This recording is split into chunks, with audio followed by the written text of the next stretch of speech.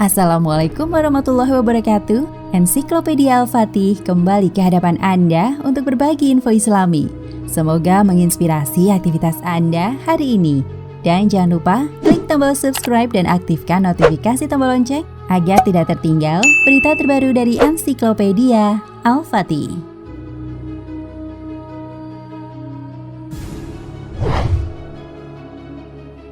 Nabi Muhammad tiba-tiba terbangun dari tidurnya dengan muka merah padam.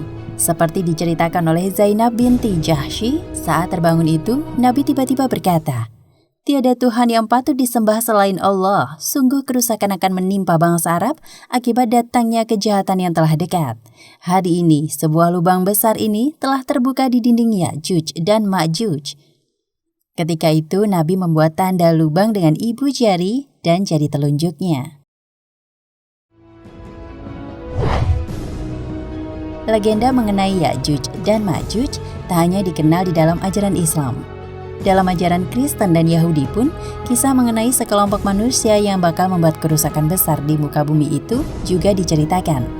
Lebih dikenal dengan nama Gog dan Magog adalah Zulkarnain, seorang raja besar pada masa lalu yang telah mengurung kaum Ya'juj dan Ma'juj di sebuah lembah di antara dua gunung tinggi, As-Sadain, dengan cara membangun tembok penghalang terbuat dari besi dan tembaga seperti diceritakan dalam Al-Quran Surat Al-Kahfi ayat 93 hingga 97. Lalu dalam ayat selanjutnya disebutkan bahwa suatu saat tembok itu akan runtuh dan kaum Ya'juj dan Ma'juj akan keluar. Dan pada hari itu ketika tembok terbuka, kami biarkan mereka bercampur baur satu sama lain seperti gelombang. Dalam Al-Quran versi Departemen Agama, kalimat pada hari itu, Yauma idzin, dari ayat ke-99 surat Al-Kahfi ini diartikan sebagai hari kiamat. Namun Dr. Imron Nazar Hussein, cendekiawan muslim kelahiran Trinidad dan Tobago 70 tahun silam, punya pendapat lain atas ayat itu.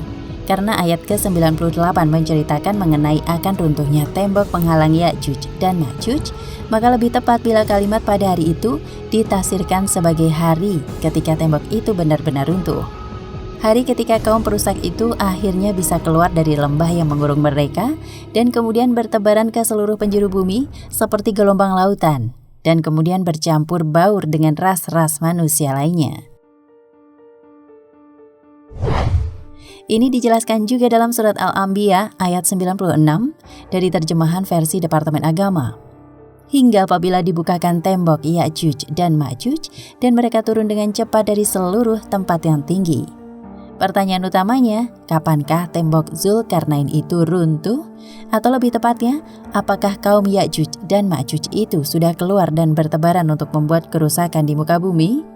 Kisah dari Zainab binti Jahsy, hadis yang diriwayatkan oleh Bukhari dan Muslim di atas, dianggap Imron Hussein sebagai konfirmasi. Pada zaman Nabi Muhammad SAW masih hidup, tembok itu sudah mulai terbuka. Artinya, dalam beberapa abad setelahnya, kemungkinan besar kaum Ya'juj dan Ma'juj sudah menemukan jalan keluar. Dalam kisah sama yang diriwayatkan dalam Sahih Bukhari, ada versi yang lebih panjang ketika Zainab binti Jahsy akhirnya bertanya kepada Nabi Muhammad, "Ya Rasulullah, apakah kita bangsa Arab akan dihancurkan walaupun masih ada orang beriman di antara kita?" Nabi menjawab, "Iya, ketika kemaksiatan merajalela." Pendapat Imron Hussein yang menulis beberapa buku mengenai hari akhir, terutama kajian takwil surat Al-Kahfi, juga didasarkan pada belum ditemukannya bukti-bukti arkeologis apapun mengenai tembok yang dibangun Zulkarnain. Saat ini tak ada satupun sudut bumi yang belum pernah dijelajahi manusia atau luput dari intaian kamera satelit.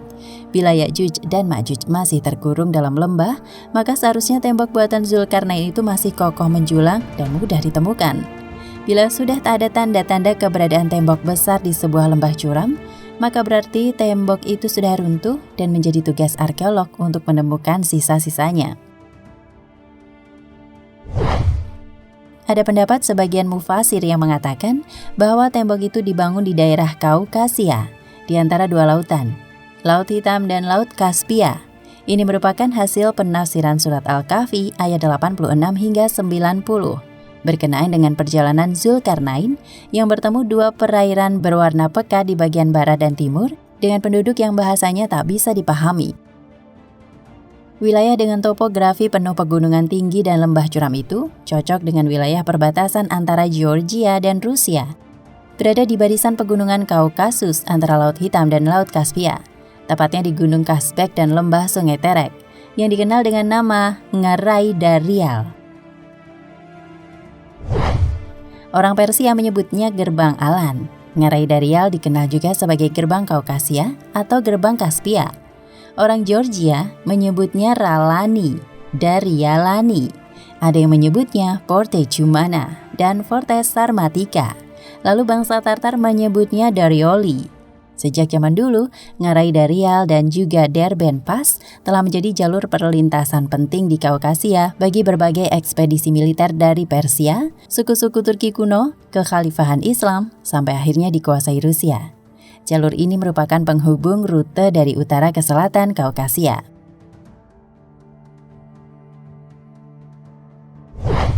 Namun Imron Hussein yang dikenal mendukung tafsir semantik atas Al-Quran itu juga menjelaskan bahwa tanda-tanda lepasnya Ya'juj dan Ma'juj juga telah dinubuatkan. Salah satu petunjuknya ada pada surat Al-Anbiya ayat 95.